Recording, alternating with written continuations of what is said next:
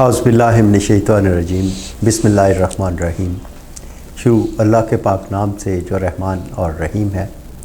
ناظرین، محرم الحرام کے سلسلے میں ہونے والا آج کا یہ پروگرام بشارت و عرفان کی باتیں لے کے آپ کا میزبان بشارت حسین آپ کے ساتھ۔ ناظرین، یہ اسلامی تاریخ کا اتنا بڑا سانحہ ہے کہ اس حوالے سے ہمیں نوجوان نسل تک اس کی حقیقت اور اس حوالے سے ہمیں گفتگو کرنی ہے۔ اس سے پہلے کہ میں عرفان اشرف صاحب آج ہمارے ساتھ موجود ہیں ان کی طرف جاؤں، آج کے اس پروگرام کا آغاز کرتے ہیں۔ شاہ است حسین بادشاہ است حسین، دیں است حسین دی پناہ است حسین، سرداد نہ داد دست در دست یزید، حقہ کے بنائے لا الہ است حسین۔ ناظرین، ان دکھ بھرے دنوں میں، اس عزا کے دنوں میں امام حسین علیہ السلام کی قربانی کے حوالے سے آج ہم گفتگو کریں گے۔ میرے ساتھ موجود ہیں جناب پروفیسر عرفان اشرف صاحب۔ سر عرفان صاحب، یہ اسلامی تاریخ کا اتنا بڑا سانحہ ہے کہ رسول پاک صلی اللہ علیہ وآلہ وسلم کی آل کو اس میدان میں، اس جگہ پہ جا کے جس زیادتی اور جس ظلم کے ساتھ ان کی شہادت ہوئی، اس حوالے سے آپ کیا کہیں گے؟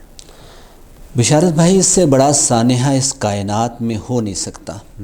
اتنا بڑا سانحہ کہ آل رسول صلی اللہ علیہ وآلہ وسلم کو صرف 50 سال کے مختصر عرصے میں نبی صلی اللہ علیہ وآلہ وسلم کے وصال مبارک کے بعد 50 سال کے عرصے میں کیا ایسا ہوا کہ آل رسول کو اذانیں دے کر اور فتوے دے کر شہید کیا گیا۔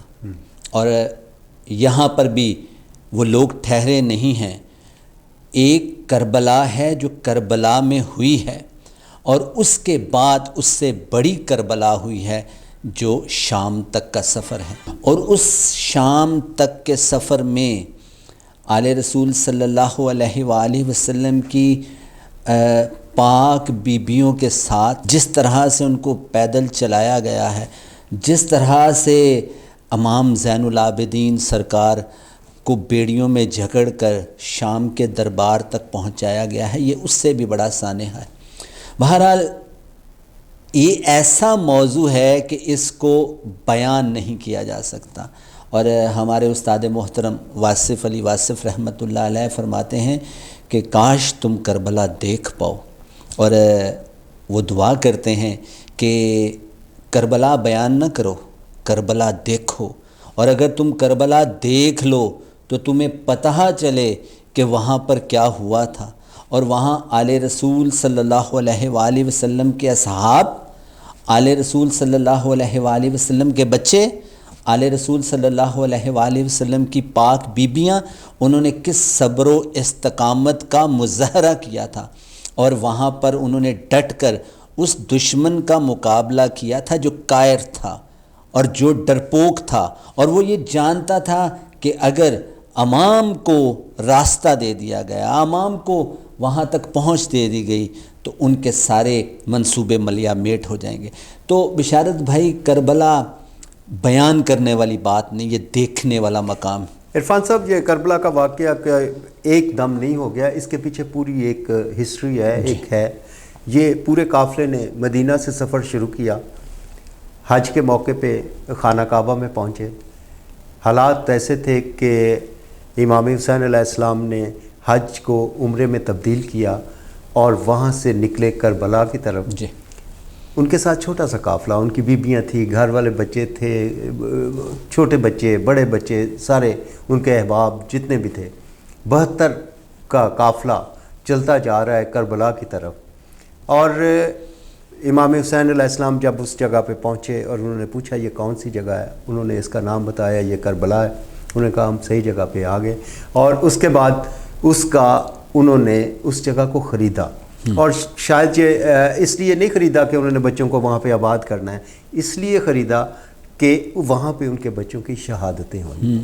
ٹھیک ہے جی، یہ پورا قافلہ کربلا پہنچا۔ پھر اس کے بعد جو اذیتیں انہوں نے برداشت کیں، اور اذیتیں برداشت کرتے کرتے امام حسین کی شہادت سے لے کر پھر آگے ایک اور کٹھن مرحلہ شروع ہوا، جس میں بچے، بڑے، بیبیاں جن کو بے پردہ کیا گیا اور بچوں کو اور بیماروں کو ہتھکڑیاں لگا کے یزید کے دربار میں پیش کیا گیا، یہ جوں پڑھتے جائیں گے آپ اس کی جو حقیقت سے آشنا ہوتے جائیں گے کہ یہ کیا تھا۔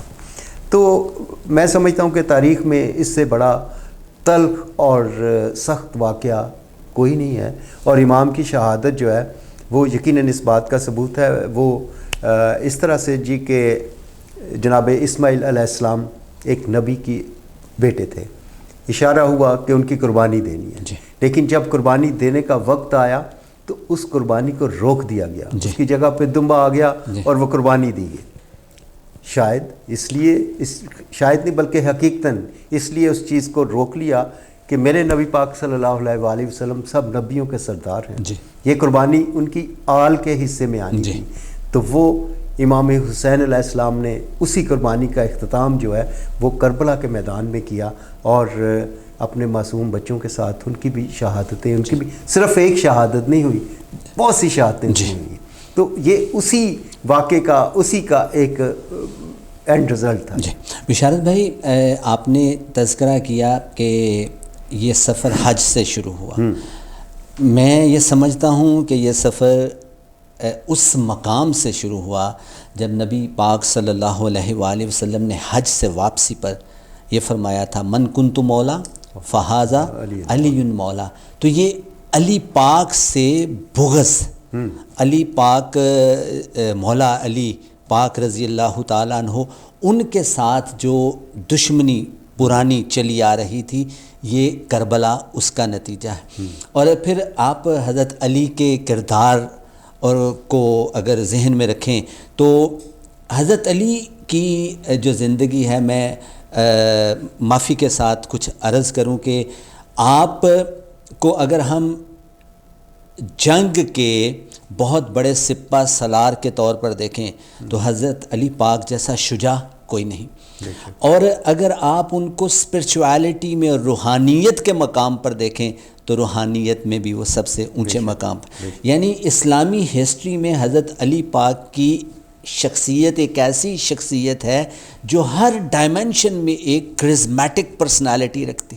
وہ علی پاک کے جنہوں نے خیبر کو اکھاڑ پھینکا، اور وہ علی پاک کے جو علم کا دروازہ ہیں، تمام علم کے سوتے انہی کے قدموں کے فیض سے اور ان کے وہیں سے چشمے پھوٹتے ہیں۔ وہ علی پاک کے جنہوں نے اس کائنات میں نبی پاک صلی اللہ علیہ وآلہ وسلم کا چہرہ مبارک سب سے پہلے دیکھا تھا جب ان کی ولادت ہوئی تھی، وہ علی پاک جن کا ولادت کعبہ شریف کے اندر ہوتی ہے، اور وہ علی پاک جنہوں نے سب سے پہلے اسلام قبول کیا تھا، اور وہ علی پاک جو جب نبی پاک صلی اللہ علیہ وآلہ وسلم چلا کرتے تھے اپنے اصحاب کے ساتھ، اور مکے کے کفار نبی پاک صلی اللہ علیہ وآلہ وسلم کو ایذا پہنچانے کی کوشش کرتے تھے، آپ کو تنگ کرتے تھے، اور وہ بی بی فاطمہ جب ان نبی پاک صلی اللہ علیہ وآلہ وسلم سجدے کی حالت میں ہوتے تو اجڑی ان کے اوپر رکھ دی جاتی، تو ان کی حفاظت کے لیے بی بی فاطمہ سلام اللہ علیہا اور حضرت علی پاک رضی اللہ تعالیٰ عنہ ان کا ہر وقت ان کی حفاظت فرماتے تھے۔ تو علی، اور پھر اس کے بعد حضرت امام حسن، حضرت امام حسین، آپ عیدین کی طرف جاتے ہیں، عید کی نماز پڑھنے جاتے ہیں تو کاندھہ مبارک پر حضرت امام حسن یا امام حسین سواری کرتے ہیں، آپ سجدے میں جاتے ہیں تو ان کے اوپر حضرت امام حسن اور حسین ہوتے ہیں، آپ اپنے ان شہزادوں کے لبوں کو چومتے ہیں، اور یہی شہزادے جنت میں سردار ہوں گے، بی بی پاک جو ہیں وہ جنت کی عورتوں کی سردار ہوں گی، اور ساتھ میں حضرت علی پاک اس دروازے ان کا ایک لقب یعصوب الدین ہے کہ دین کے یعصوب ہیں یہ، اور یہ جنت کے دروازے پر کھڑے ہوں گے، اور وہ لوگ جو اندر ان کے پاس گیٹ پاس دکھائیں گے تو اندر داخل۔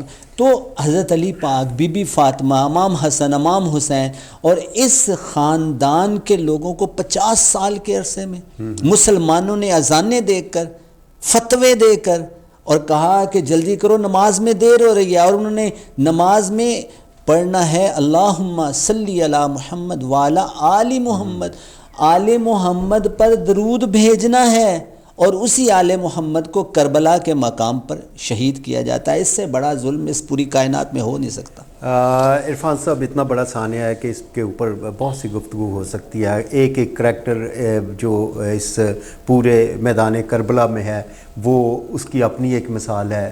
بچوں نے اپنا کردار ادا کیا, 6 ماہ کے بچے سے لے کر بڑوں تک سب نے اپنا اپنا کردار ادا کیا, اور یقیناً بہت بڑی قربانی ہے. اس حوالے سے بہت کچھ کہا جا سکتا ہے. یہ غم اور دکھ کے دن ہے اور ہمیں سب کو نبی پاک کی آل کے اس دکھ میں شامل ہونا چاہیے.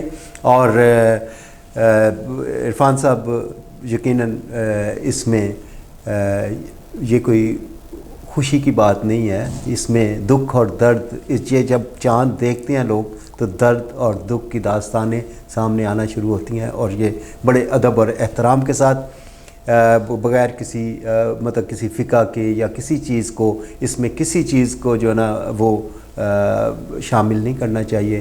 آل رسول کے ساتھ جو محبت آپ کی نبی کے ساتھ ہے وہی محبت ان کی اولاد کے ساتھ. بہرحال آج کی اور کچھ کہنا چاہیں گے؟ جی بشارت بھائی, اس میں ایک دو باتیں اور عرض کرنا چاہوں گا. آپ نے کہا کہ یہ غم کے 10 دن ہوتے ہیں, لیکن ہمارے استاد محترم فرماتے ہیں کہ جس نے کربلا دیکھ لی ہے اس کے لیے تو سارا سال ہی غم کا ہوتا ہے. وہ جس نے اللہ کے پیاروں کو محسوس کر لیا ہے, ان کے سامنے ہر وقت ان کے چہرے ہوتے ہیں, اللہ اکبر, وہ ہر وقت ان کو محسوس کرتا ہے. تو یہ 10 دن غم کے نہیں ہوتے.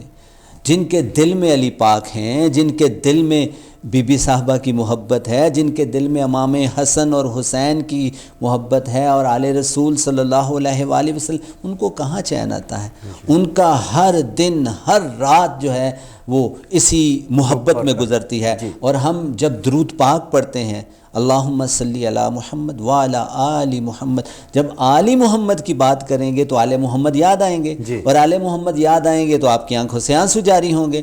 تو آل محمد کی محبت آپ کے دل میں ہر وقت ہونی چاہیے. اور آخر میں ایک بات اور کرنا چاہوں گا کہ ہم اکثر کہتے ہیں کہ یزیدی حکومتیں, ہم یزیدی انسانوں کا تذکرہ, آج یزید کا دور ہے, تو ہم نے سنا کہ اگر تم یزیدی حکومت کا تذکرہ کرتے ہو, اگر یزیدی آدمی کا تذکرہ کرتے ہو, تو اس کے مقابلے میں تمہیں کوئی امام حسین پیش کرنا پڑے گا. یزیدیت کے سامنے حسینیت ہونی چاہیے. جب آپ حسینیت ہوگی نہیں تو یزیدیت کی ہم باتیں کریں گے تو ایسا ہو نہیں سکتا.